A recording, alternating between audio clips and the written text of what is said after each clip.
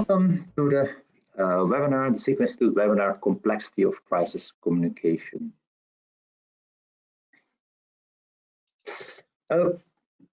Yeah, your host today. My name is Vincent Jentjes. I'm the chairman of the SECO-Institute. I will give a really short introduction about what SECO-Institute is, actually one slide, and then I will hand over the presentation to Mariette Neumann. She's the expert in crisis communication, and she will guide you through this webinar. During this webinar, you can ask questions. There's a question box open for you. Mariette will try to answer the questions during the presentation. After the presentation, there's a question and answer. We open the audio for you, and you can ask directly questions to Mariette if you want to. The webinar will take about 45 minutes, maybe a bit longer, maybe a bit shorter, but we'll see. Yeah, next slide. So what is SECO-Institute? Most people already, I think, know what SECO-Institute is. We are the leading provider of highly recognized security certifications. And what we do is we make security and continuity courseware. Our courses specifically educate professionals for a job-specific function. So that's different than other American certifications. It's only one course normally. We have a whole track, and we really educate people for a function in an organization. For example, with a SECO track, you can become a certified information officer or a DPO, business continuity manager, or a crisis manager. We do that with a lot of training partners worldwide. So our training partners train their students with our courseware, and then when they're done with their course, they can take the exam at SECO-Institute or at one of our exam partners, for example, APMG. If there are more questions about SECO-Institute, you can ask them later as well, or just visit our website, secoinstitute.org. Then I'll give the presentation over to Mariette. Mariette, the floor is yours. Well, thank you, Vincent. Good afternoon, everyone. I'm happy that you could join us today. My name is Mariette Neumann. Well, a long time ago, I studied business administration. I worked in different industries. So I was a specialist in launching companies and products into the markets or guiding them through transformation.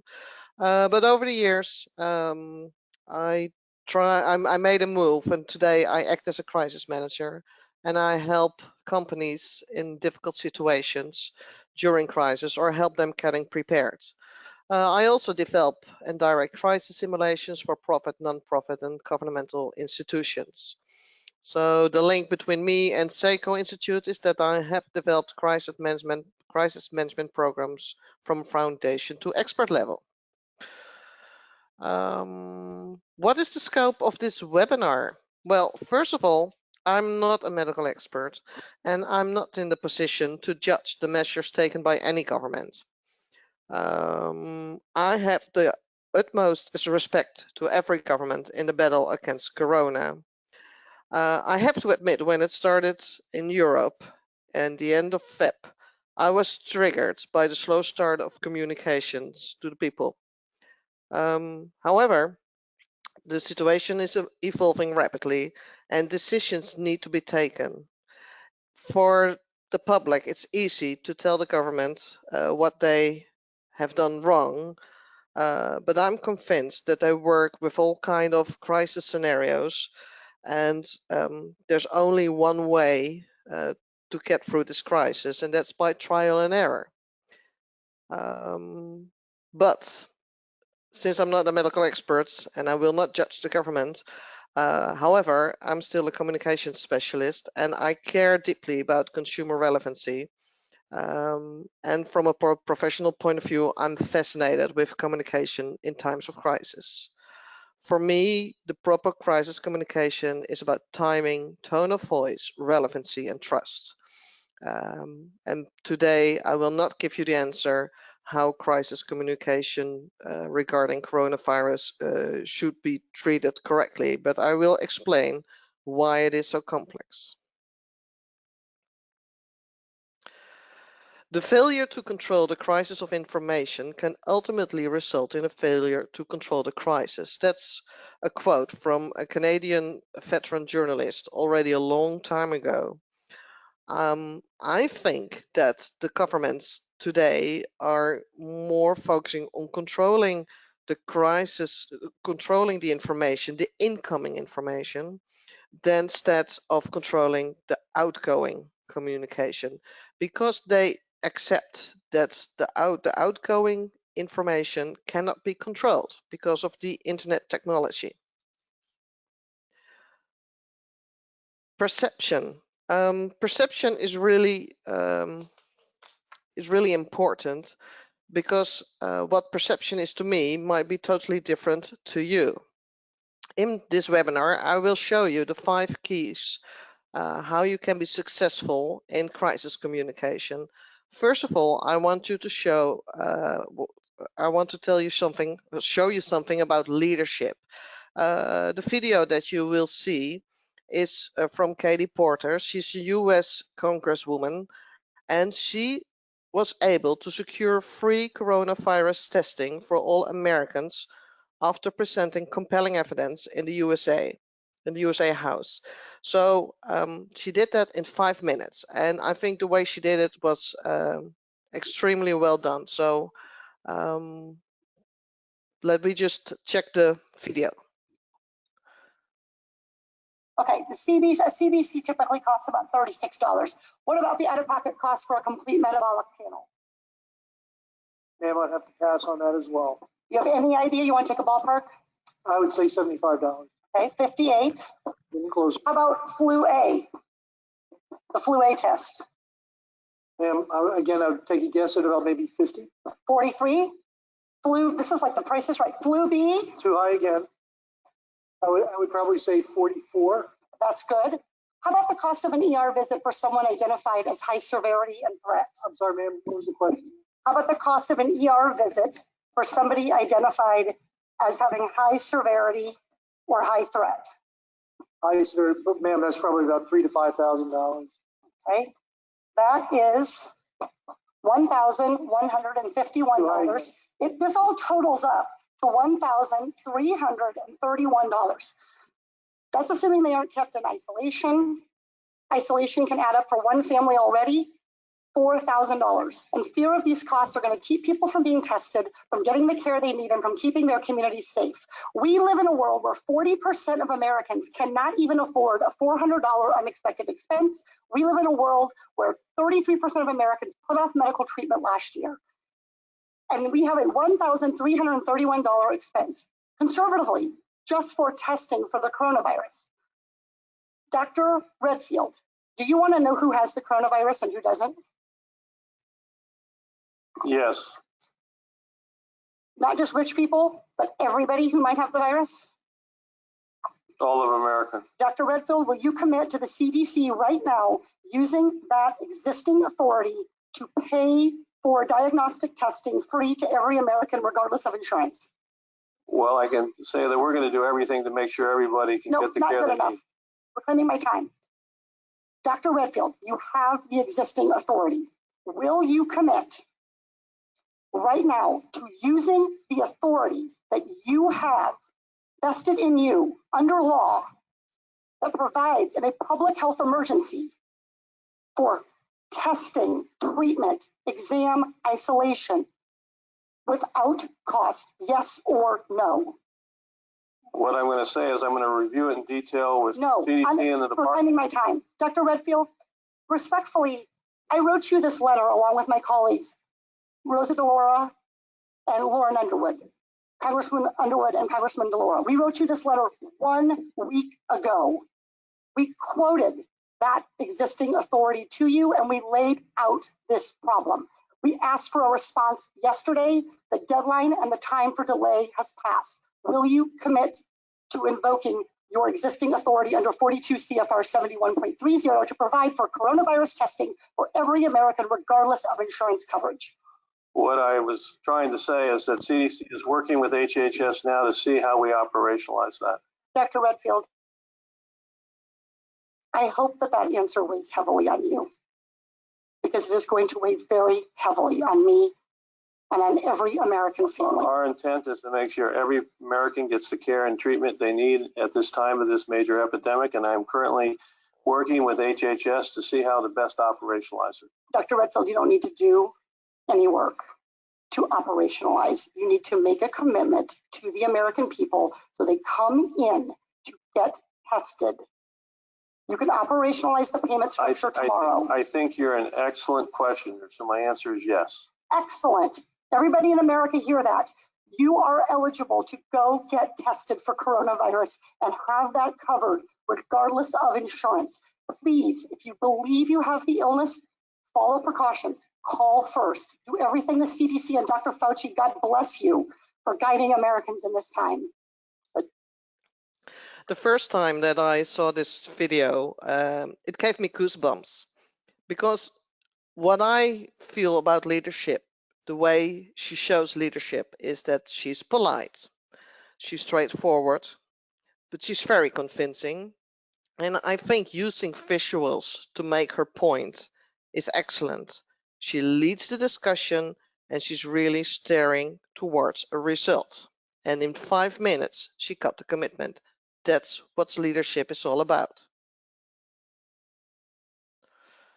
So, definition of a crisis. A crisis is the perception of an unexpected, unprecedented, extraordinary situation that threatens society and requires a strategic, adaptive, and timely response in order to preserve its viability. So, the word perception, I made it bold because there's always the perception trap. Because our mind works with images, but we communicate in words. Do we all have the same setting of the event? So if I ask all of you to think of a dog, we all would have several dogs. And your perception is influenced by your experience, by your culture, and by your values. So we need to accept and to acknowledge that there is a difference in perception, and that before you go ahead in crisis management, that you make sure that you have the same perception. So a serious situation will be perceived as a crisis when things get out of control and damage occurs. A few weeks ago, most companies didn't perceive Corona as a crisis to them, because most of them were waiting and they weren't anticipating to what they know today. So their perception was that it was just like a flu and they didn't feel like they had to act on it. But today, I think all companies are aware that it has a major impact. So a crisis can create three related threats. It's a threat to public safety, a threat to financial loss, and the third one, reputation loss. And I think the only reputation that is really at loss, it's the reputation of the government and the MP. His reputation is on the line, because whatever decision he or she will make, there's also always the danger that they didn't make the right decision. So, talking about perception, the frame in the media at the end of February in Europe is that Corona is only transmitted to 2 or 3 other people. The data showed that patient 31 in South Korea was a super spreader, and this patient passed it on to thousands of other people. So there's also for you to realize that you have to make a difference between perception, the assumptions that they are made, and the real fact. And data show facts. On February 26, our Dutch Minister of Health, he told the media that the chance of transmission of the virus is low internationally. So they knew that the virus was already in Italy, but the chance of that the virus coming was to Holland was low. A day later, Holland had their first patient, and just a few days ago, we went in lockdown. So the numbers you see are from March 16, but today we have more than 2,000 official cases and possibly like 8,000 true cases. So the numbers really change every day, and we're still like 4 weeks behind of Italy. So people become aware of what's coming ahead of us. So is this crisis, is it unexpected? No, in my opinion, it's not. Because from data, you can learn what will happen in your country when it hits. It's easy to know because we already have several places where it's happening. So in January 21, the official cases start exploding in China. 2 days later, the lockdown was there in Wuhan. And then the first cases in Italy were in the first week of February, and 3 weeks later, it also started exploding over there. So was the Dutch Minister of Health, when he said at the end of February, the chance of transmission is low, was he wrong? No, not at the time. He was advised by the European Centre for Disease Prevention and Control. And just yesterday, the European Commission chief, Ursula von der Leyen, admitted that the European Commission underestimated the impact of the crisis. So Corona is a unique crisis. Modern technology delivers big data that support governments in their decisions. And also, we have the learning country. Are we open to the experiences in other countries? The examples give insight in development of the coronavirus. And for the public, it's an unknown, at first sight, non-visible enemy, and it's threatening the public health around the globe. And because it's a non-visible enemy, it's very difficult for people to comprehend. The characteristics of a crisis in general. Events occur in rapid succession. There is an information overload, short decision time, no delay possible, full media attention, serious damage, and organizing communication is complex. One other key to be successful in crisis communications is to show credibility. I will show you, not like for 5 minutes, but a bit shorter, just an interview with Professor Graham Matley. He's an infectious disease expert in the UK. And I show you a fragment, and the interviewer asked him about data and predictive modeling. In terms of data, can you just talk about that a bit in terms of what your modelers, what they're looking at? Yes. So one of the problems that we're going to face, and we're already facing, is the fact that our main kind of source of data is deaths, unfortunately. But those deaths happen about a month after the first infection. One of our concerns, though, is that this delay between infection and death of about a month is going to cause us problems if people don't change their behaviour until they start to see deaths become very big. And then at that point, people decide, oh, we better start washing our hands, we better start, avoiding contact. But there's still a month's worth of deaths to go through the system. We're also concerned, I think, to some extent that... And I have another fragment for you about his advice to everyone. I scroll a little bit. Okay, it starts about here. So most people have a fear of acquiring the virus. I think a good way of doing it is to imagine that you do have the virus, yeah, and change your behaviour so that you're not transmitting it. Don't think about changing your behaviour so you won't get it. Think about changing your behaviour so you don't give it to somebody else. And do you see this being? And he's absolutely right. So if the Prime Minister would tell this, will he show credibility? Maybe, maybe not.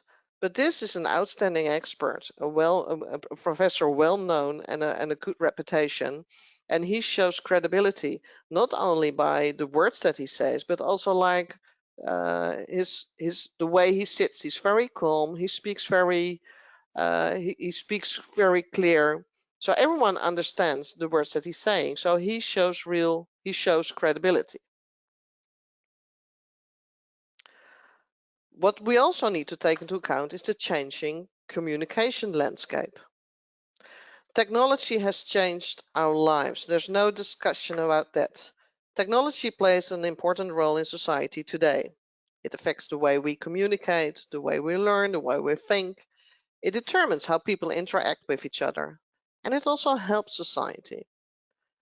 With the creation of the internet, we have 24/7 access to any information needed and access to any kind of personalized communication with people desired.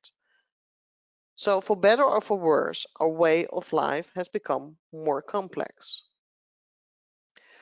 Also, the communication landscape has changed dramatically over the last 5 years. This has a major impact on 3 building blocks in the communication strategy.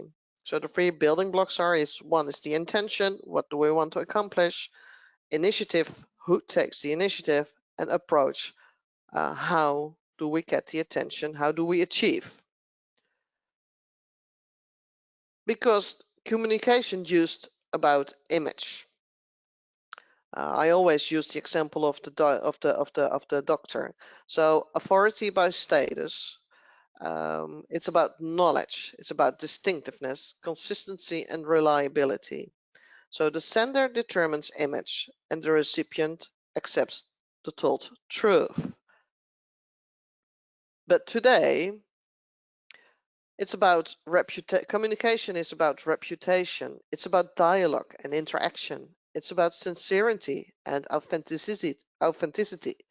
It's about relevancy. It's about convincing leadership, sensitivity, and empathy. So the recipient determines your reputation, and the only way when you send the message is that you influence the perception. So relevancy is key, because as a consumer, I decide when, what, and where I want to see information. I decide what my need is. And I have a totally different information need than someone over 70 years old or someone from 15 years.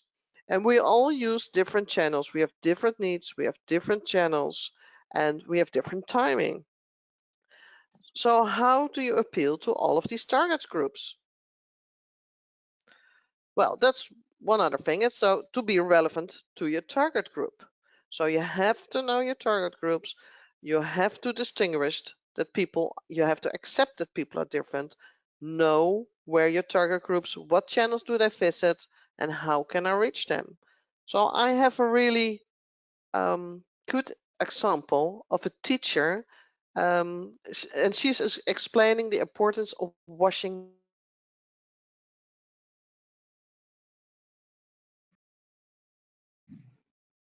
also to tell to the grown-ups.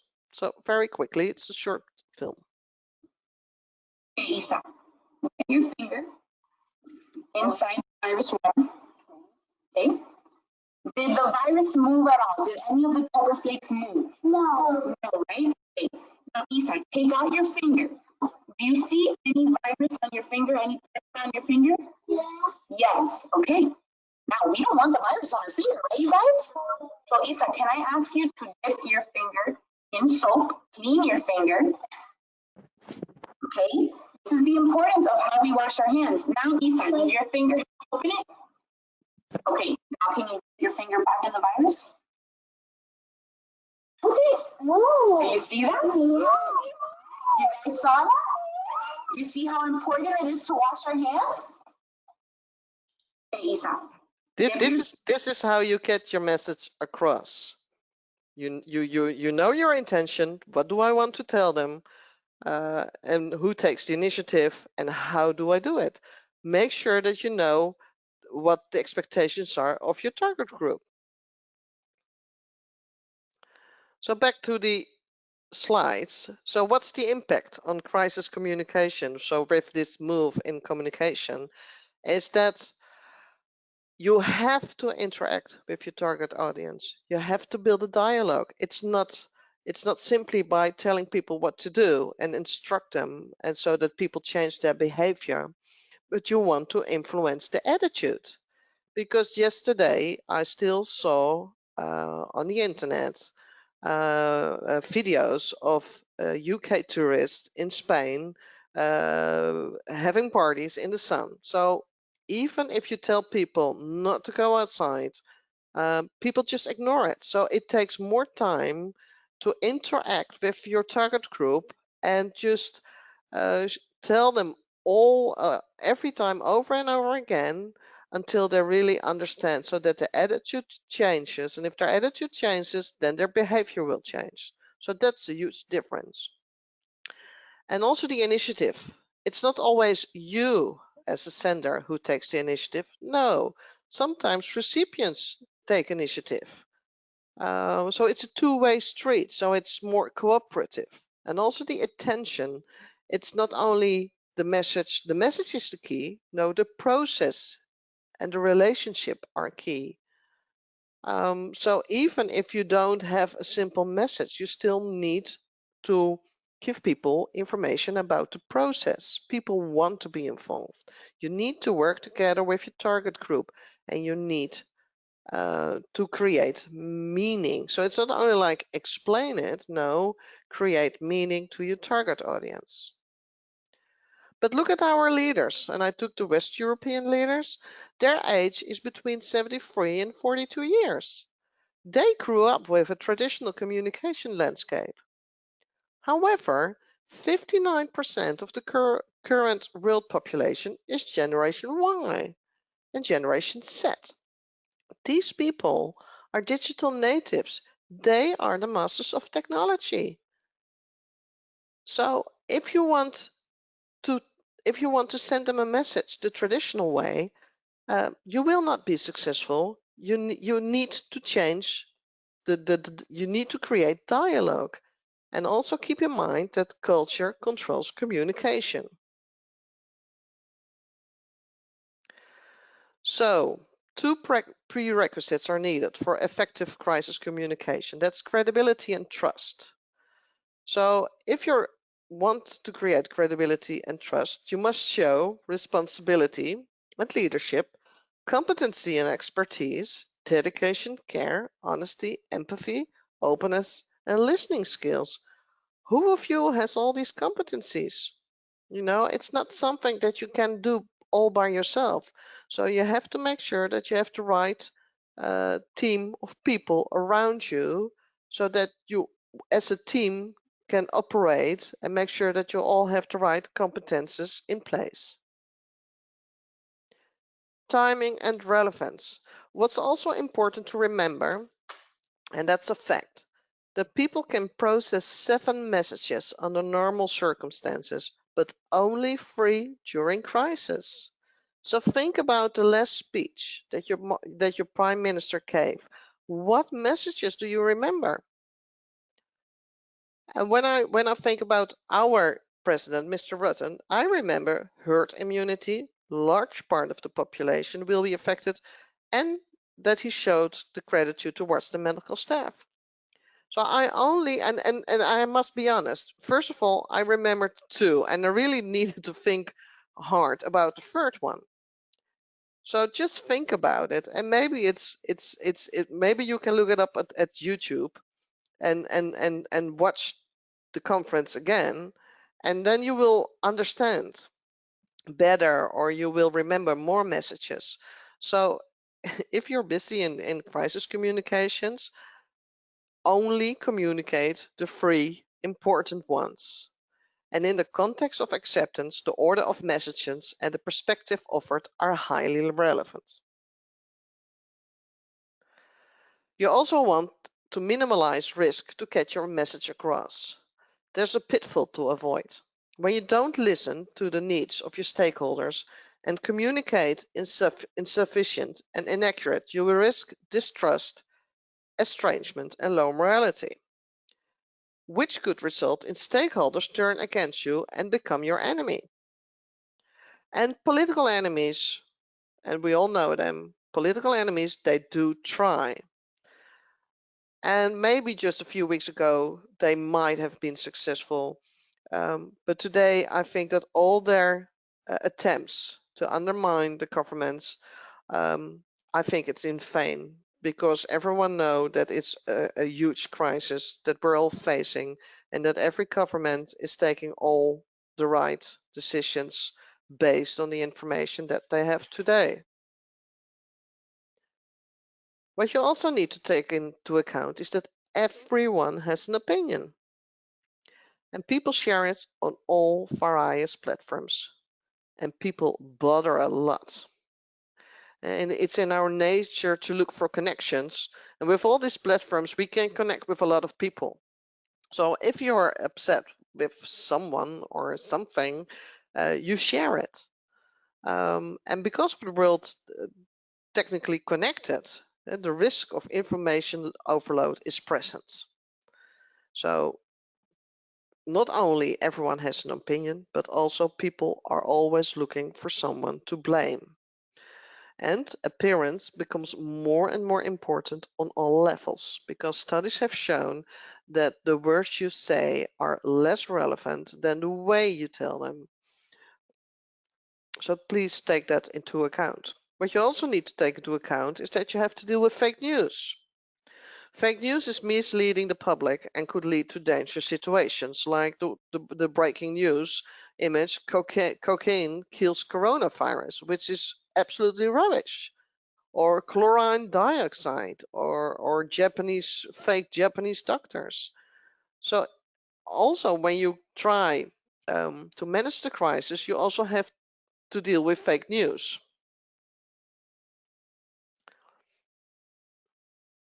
So what is crisis communication? Crisis communications is the distribution of correct, timely, and comprehensible information about the crisis in all of its phases. The start of a crisis is the most vulnerable moment for any organization. I still believe that with the coronavirus, every day is a vulnerable moment for the government. Anyway, you're put in a defensive situation and do not know yet.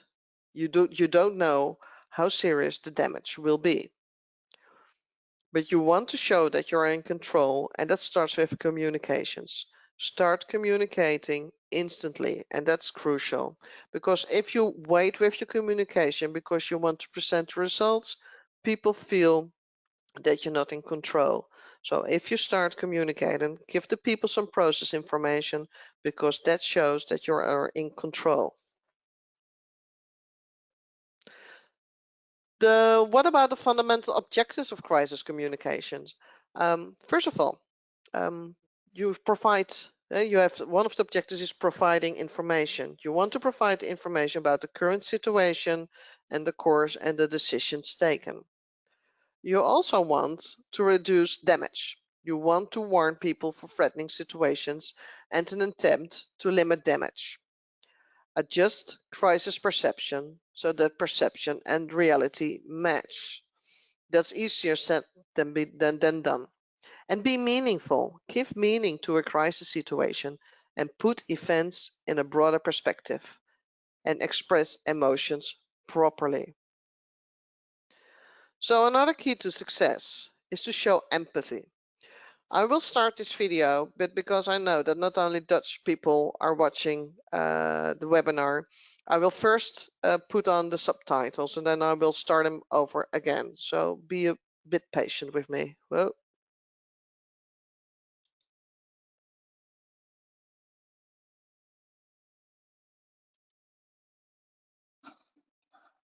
Het coronavirus houdt ons land in de greep. Ons en de rest van de wereld. Samen staan we voor een opgave van enorme omvang. Veel mensen zullen het gevoel herkennen dat we de laatste weken in een afspraak de toespraak volgen via de gebaren. Enorme omvang. Veel mensen zullen het gevoel herkennen dat we de laatste weken in een achtbaan zitten die steeds sneller lijkt te gaan rijden. Je vraagt je af, gebeurt dit echt?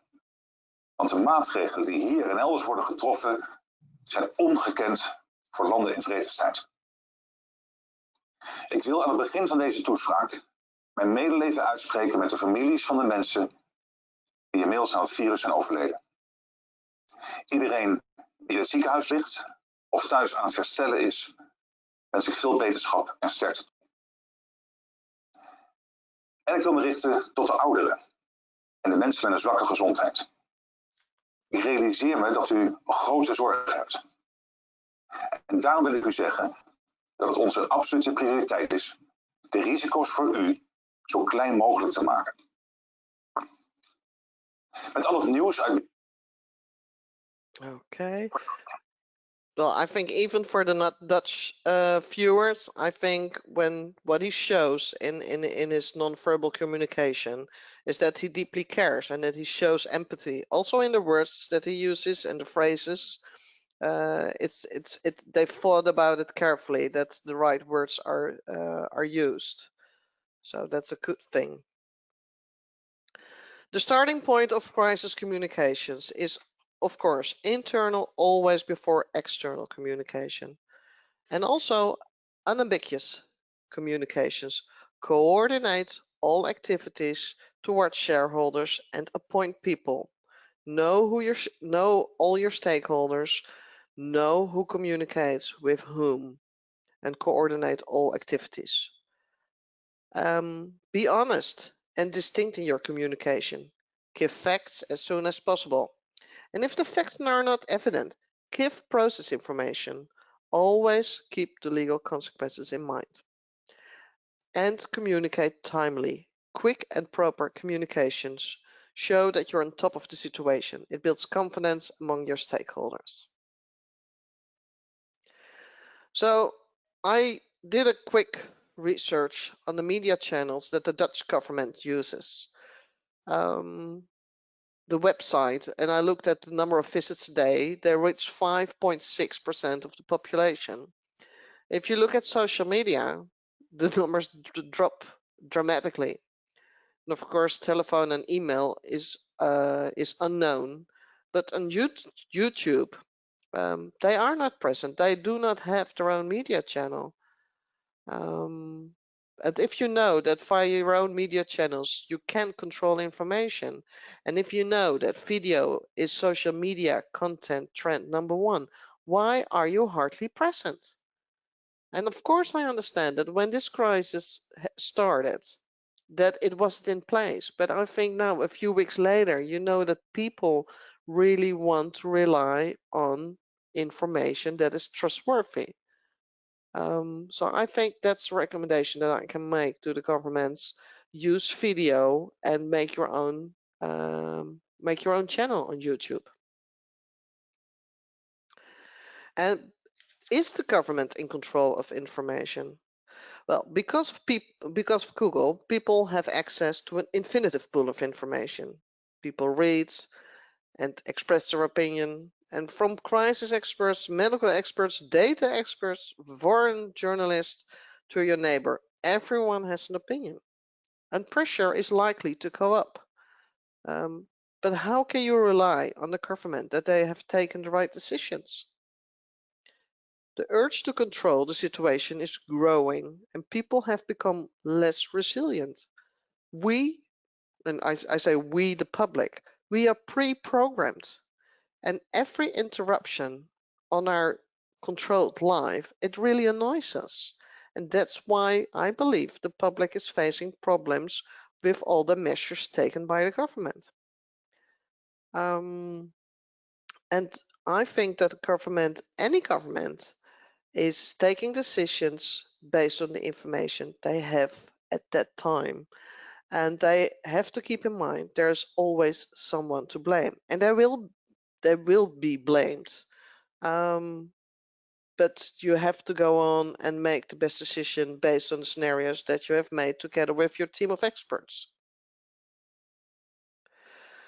And of course, they monitor social media. They learn from the outside world. They listen and watch what is relevant to them. Relevant not only to them, the government, but also relevant to the target groups. They determine what potential problems in communications are, and if you monitor and you show and you determine potential problems, then you can repair them. And also look for influencers' opinions that attract a lot of attention. And of course, you can use predictive modeling on your reputational damage, but I think that's the last priority of the list. So, and develop your communication strategy. You ask the question, which effect do we want to accomplish? You want to show that you're in control, you want to give information, and you want to be considerate. And what will be the key message? Well, of course, you want people to take your message seriously, but also the situation. And if you know that you have to repeat your message over and over again because it's not easy to change people's behavior, you need the time to influence their attitude. But also, who is in control of communication? You cannot do that by yourself. Work together in teams. Make sure you have the right people in place. And how do we need to frame the message? I think the president of the Netherlands made a perfect example and asking or telling the people, we are in this together. We need to work together.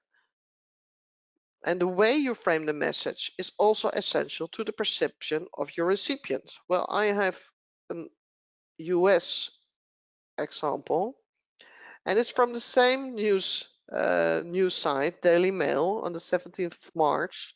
And I think it's very clear how serious the coronavirus is in the US. And still, and you can see it on the page below.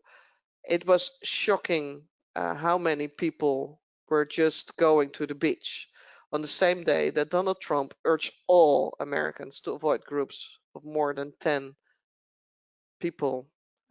People don't change their behavior easily, so you have to be patient. You have to repeat your message all over again.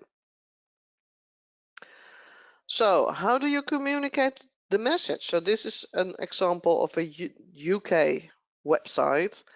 On one hand, group 1, group 2, group 3, I think that's very clear, and the step-by-step guide to self-isolation.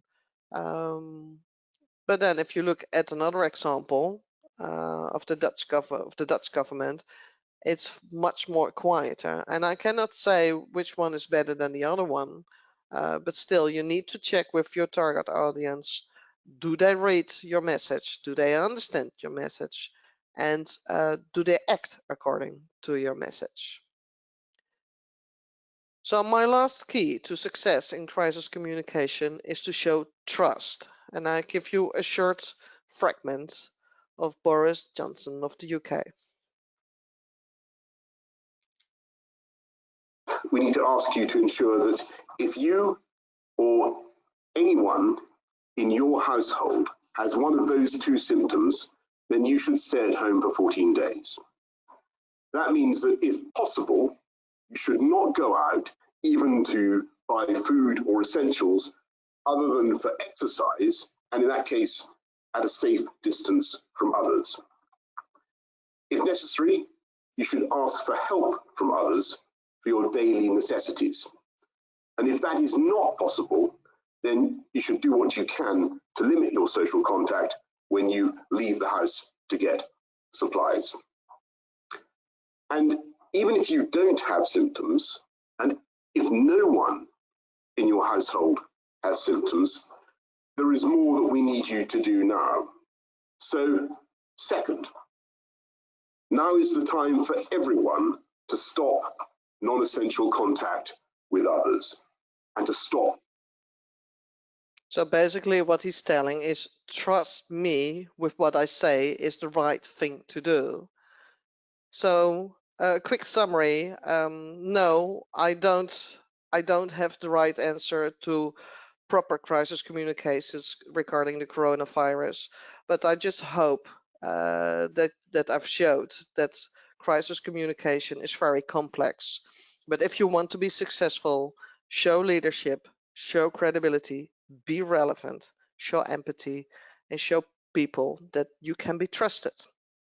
And for us, the public, we need to take care of each other and have faith in the decisions taken by the government. So that's my presentation. I just managed in 45 minutes. Are there still any questions?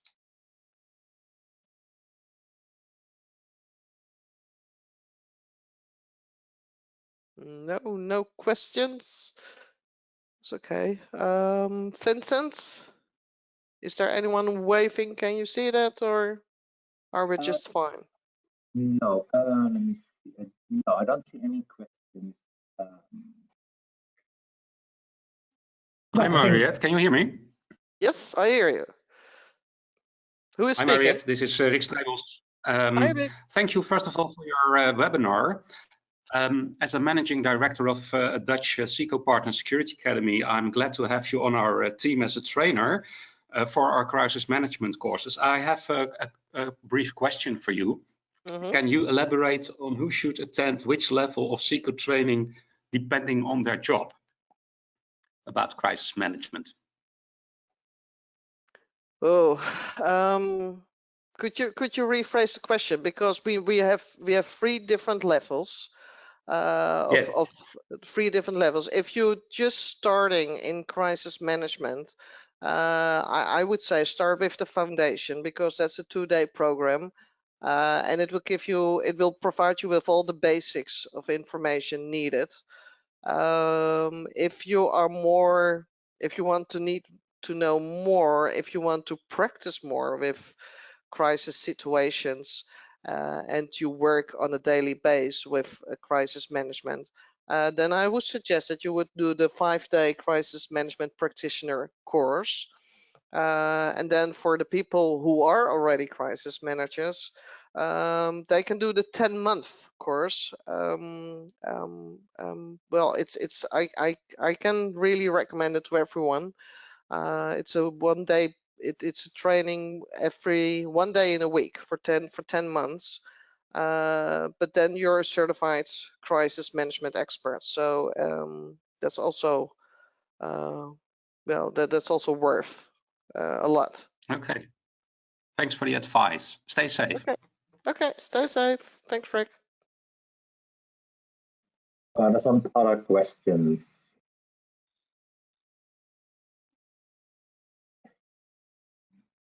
No? Okay, then I would like to thank you all for attending this webinar. I would like to thank Mariette. Thank you. Thank you. This presentation will be available at our website.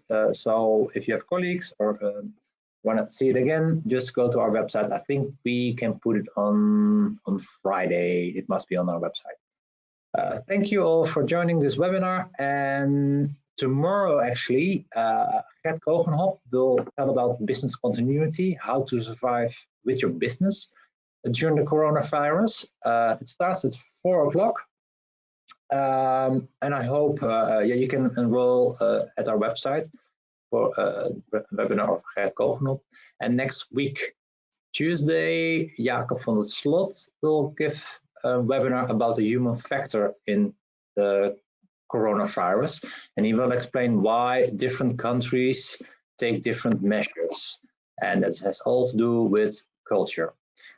So I think we have a lot of nice webinars, and I hope to see you tomorrow and next week in our new live webinar sessions. Thank you for joining, and see you soon.